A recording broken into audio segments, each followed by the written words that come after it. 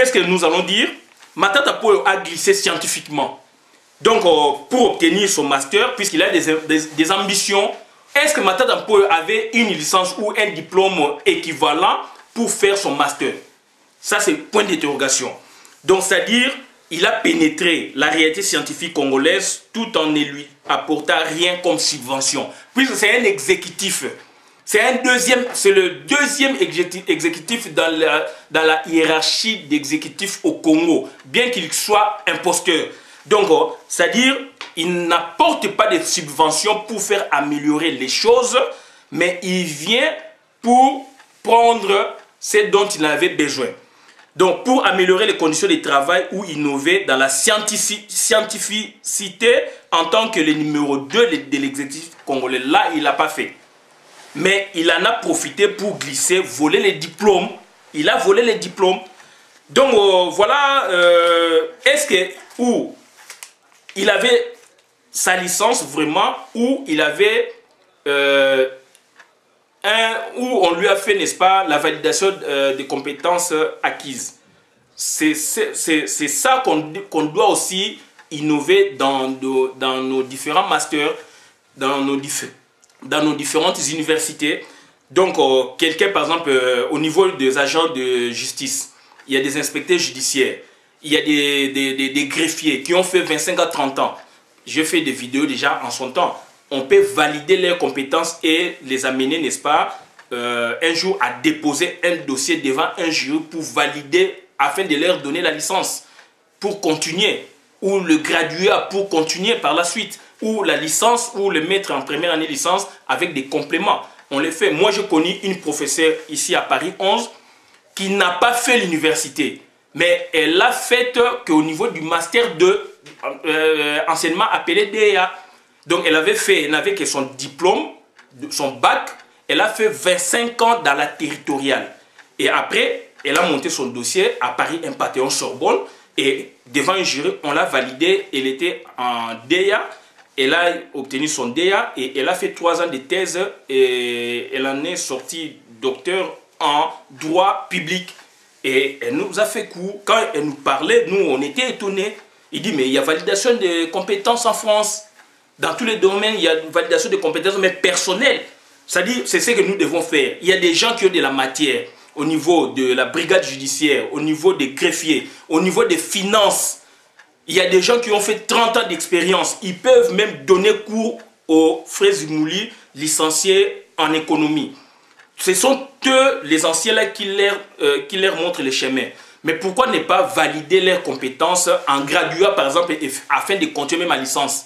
Donc nous perdons un lot de gens routiniers, de gens qui ont de la matière comme ça, parce qu'on s'est dit, c'est moi, c'est nous qui devons, n'est-ce pas, avoir, qui devons, n'est-ce pas, avoir le monopole de la science, pas les autres. Alors qu'ailleurs, où la science a commencé, où a évolué, ça a tout changé la donne.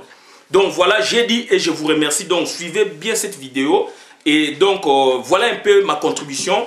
Le problème de Matata Poyo, il a glissé scientifiquement. Et le professeur et consorts ne m'ont pas convaincu. Ce sont des gens qui nous ont formés. Mais ils ne m'ont pas convaincu parce que leurs démarches ne tiennent pas debout.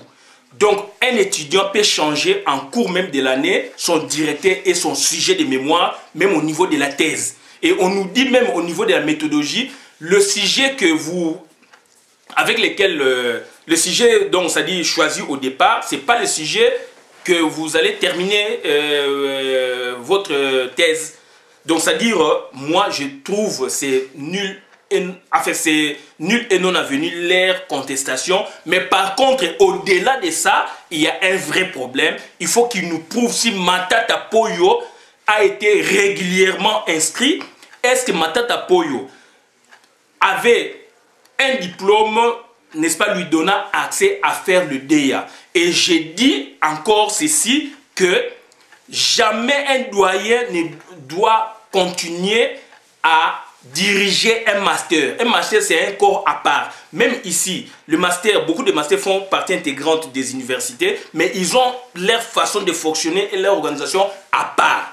Puisque le doyen va ramener sa façon de faire, sa mentalité d'organiser la licence au niveau du master. Et c'est du chaos. Donc, c'est-à-dire, au niveau du doctorat aussi, c'est un corps à part. Il y a une bibliothèque spécialisée pour les masters avec des professeurs visiteurs, etc.